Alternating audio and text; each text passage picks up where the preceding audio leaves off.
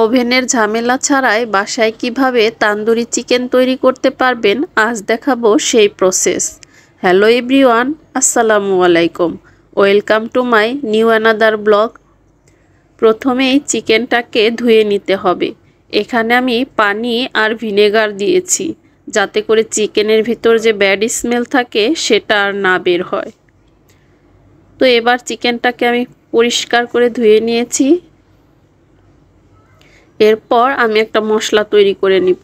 প্রথমে এখানে আমি দিয়ে দিচ্ছি টক দই, এবার দিয়ে দিব হলুদের গুঁড়া, এরপর মরিচের গুঁড়া, এরপর ধনিয়ার গুঁড়া, এরপর জিরার গুঁড়া, এরপর গরম মশলার গুঁড়া, আর সর্বশেষ এখন দিয়ে দিলাম গোলমরিচের গুঁড়া, আর এরপর দিয়ে দিব আদা আর রসুন বাটা,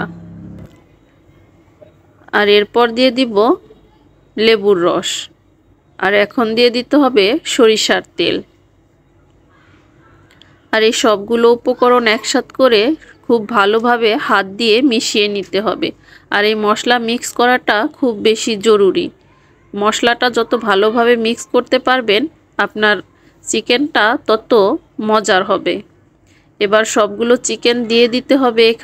আমি এখানে আজকের রান্নার জন্য লেগ পিস ব্যবহার করেছি। আপনারা চাইলে চিকেনের অন্য পিসগুলোও নিতে পারেন। এবার এই মশলার সাথে চিকেনগুলোকে আমি খুব ভালো করে মাখিয়ে নিচ্ছি। আর এটাকে ম্যারিনেট করা হয়ে গেলে আপনারা ওভারনাইট রেখে দিতে পারেন। আর এখানে আমি এখন অ্যাড করছি সয়া সস আর লবণ। লবণটা অবশ্যই পরিমাণ করে দিবেন যেহেতু সয়া সসের মধ্যে লবণ থাকে। তো এবার আমি 4 ঘন্টার জন্য ম্যারিনেশন করে রেখে দিয়েছিলাম।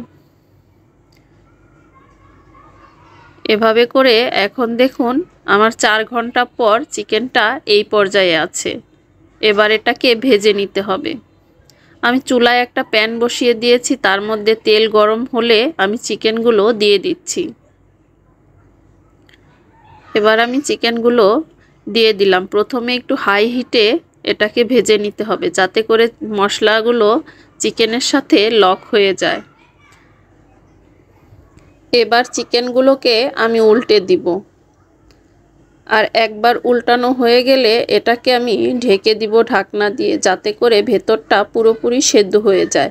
আপনারাও কিন্তু খুব খেয়াল রাখবেন ভেতরটা যেন খুব ভালোভাবে সেদ্ধ হয়ে যায়।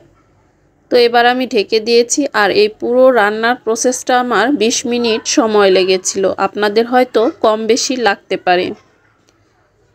তো এবার আরও একবার উল্টে পাল্টে দিয়ে আমার চিকেনগুলো পুরোপুরি কিন্তু ভাজা হয়ে গিয়েছে। এখন এগুলোকে তুলে নিতে হবে। এই তান্দুরি চিকেন তৈরি করা কিন্তু খুব কঠিন কিছু না। চাইলে ঘরোয়া উপকরণ দিয়ে আপনারাও বাসায় এইভাবে তৈরি করে নিতে পারেন। এবার বাকি মশলাটা আমি ওই একই তেলের মধ্যে দিয়ে একটু মশলাও করে নিলাম। আর আজকের তান্দুরি চিকেন রেসিপির ভিডিওটা কেমন লাগলো অবশ্যই কমেন্ট করে জানাবেন। ভালো লাগলে ভিডিওটা শেয়ার করে দিবেন। আল্লাহ হাফেজ।